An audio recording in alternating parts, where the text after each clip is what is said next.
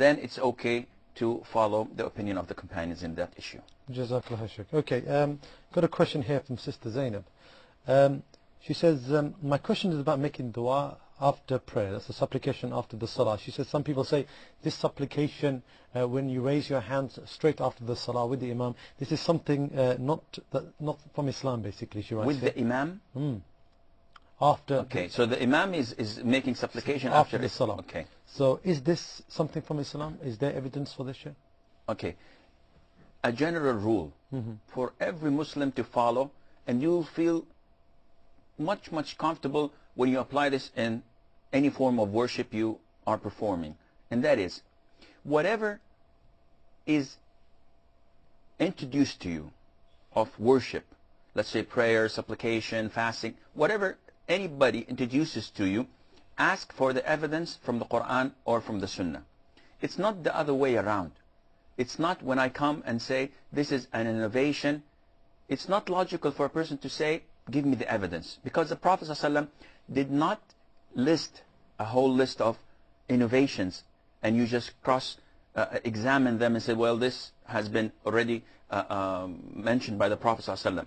The Prophet ﷺ gave us a general rule, and that is, whoever innovates in the religion that is not part of my teaching, then this is rejected. Therefore, anyone claiming that this is a form of worship, he has to provide the evidence. If he fails to do this, then this is an innovation. Likewise, the sister is asking about a practice that is found in a number of Islamic countries, and that is, after the imam finishes or concludes his prayer, he looks either at the people behind him, or sometimes he, as he is, raises his hands after concluding the prayer and start to supplicate. Innovated supplications, and some of it is part of the Sunnah, but the Prophet ﷺ had never done this before or after. And the people praying behind him would say Ameen, Ameen, Ameen as he goes on supplicating. It was never reported throughout the 10 years that the Prophet ﷺ had spent in Medina, and he used to pray 5 prayers, leading the 5 prayers, leading the congregation. Never ever was it reported that he had done this once. Neither did his 4 companions, Abu Bakr, Umar, Uthman, and Ali, and neither any of the companions had ever done such a thing. Therefore, we know, we understand, we can easily say without any hesitation that this is an innovation.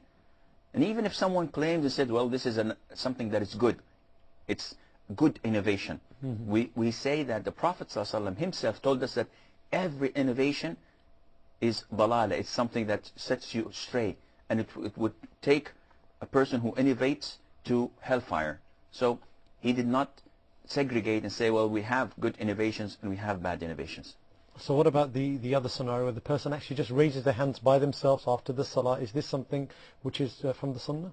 Again, the Prophet ﷺ never did this, and his companions had never done this.